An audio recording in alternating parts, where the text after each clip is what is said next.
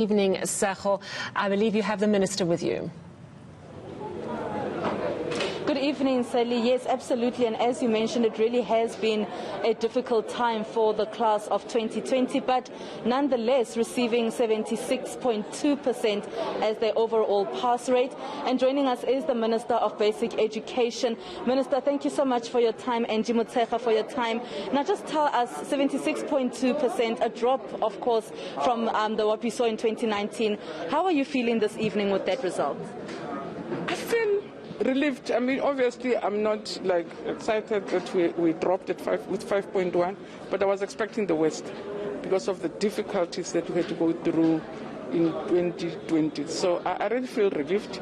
We've learned a lot, and I think those lessons are going to help us moving forward and are going to make us stronger.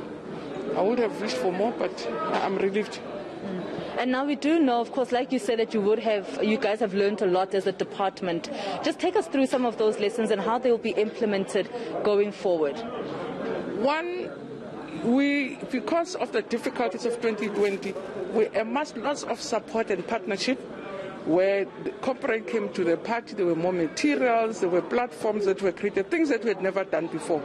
We had broadcast, and those resources are going to feed into the system. So it's one of the things that we really saw that with partners we can do more. There are things that on our own we will not be able to carry as a department. Hence, the partnership that we struck with civil society, we struck with business, but also with different experts who work in ICTs, who work in materials development, are taking us forward. But also just how to organize ourselves better. It has really helped to help us focus, settle down, and trim down. For instance, we trimmed the curriculum to say, so it forced us to relook at our curriculum to say what can be sacrificed, what should remain. So again, it forced us to relook at our curriculum. So those are some of the things that in a way have strengthened the system better than it would have performed without the challenges that we had to experience. There has been a lot of criticism from people, from parents, from teachers, and really just saying that it felt that the department cared very little for the child. But you kept reiterating the issue of it is safer for children to be at school. No, I think it was expected. COVID-19 was such a very difficult disease to deal with. So the anxieties from parents, I really did understand. Even ourselves, when we braved out, it was not as if we were not scared of what the worst that could have happened. But what I think drove us was saying staying home was more risky than sending kids to school. The school environment is controlled. The school environment, because I used to drive to my nearby neighborhood. Kids were playing in the streets at 10, and I just thought this makes them even more vulnerable than when they're at school. But I did understand when parents were concerned, because it was really concerning.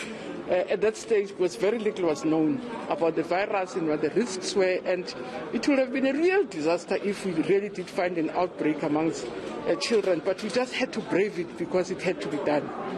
Now, with the pass rate at 76.2%, this means that there is then those children that have not made it.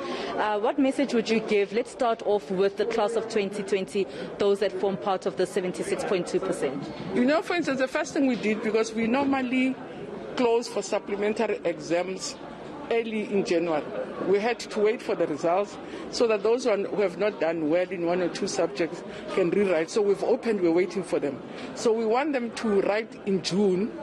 If you have one or two subjects, at least we have now 3 months to prepare for that subject. But we also want them to register for December, and we have a program which is called the Second Chance Program. We're going to strengthen it more to make sure that they do get support to be able to do rewrites and improve their outcomes. So we will support them to rewrite. Do you think you could have done anything differently in the year 2020 in the basic education sector? No, we did everything in our power. We couldn't do more than this. We tried to claw back the time we lost. We couldn't recover it. I just think teachers, parents, and learners, we did everything in our power. And I really, there's nothing that I think we could have done better or differently. I think we did everything in our power. As I say, 5.6, it's a big drop, but I had even expected 20% because it was such a difficult year. Yeah, so we did all we could, and especially our teachers and our provinces, they did everything they could. And I don't think we could have done more than this.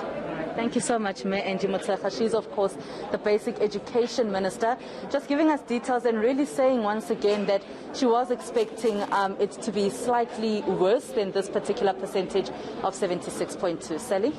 And before I let you go, just a little drill down into Gauteng. We spoke to the Free State Education Authorities a little earlier. They're, of course, top of the list with 85.1%.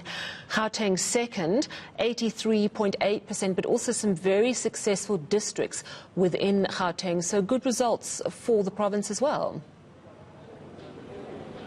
Absolutely, Sally, and I did speak to the MEC, Panyazali Sufi, a little while ago, who mentioned that he is relieved. Although they are in second position, he is relieved that this has gone so well, that they have done so well as a province. I also spoke to the Tshwane South District Director. It's 4 years in a row that Tshwane South has actually been able to achieve the top district, and she says that she's actually retiring this year, Sally, and she says that it really has got to do everything with teamwork and supporting the learners as much as possible. So the Gauteng province doing extremely well as well this year, and relief from all those that I have spoken to.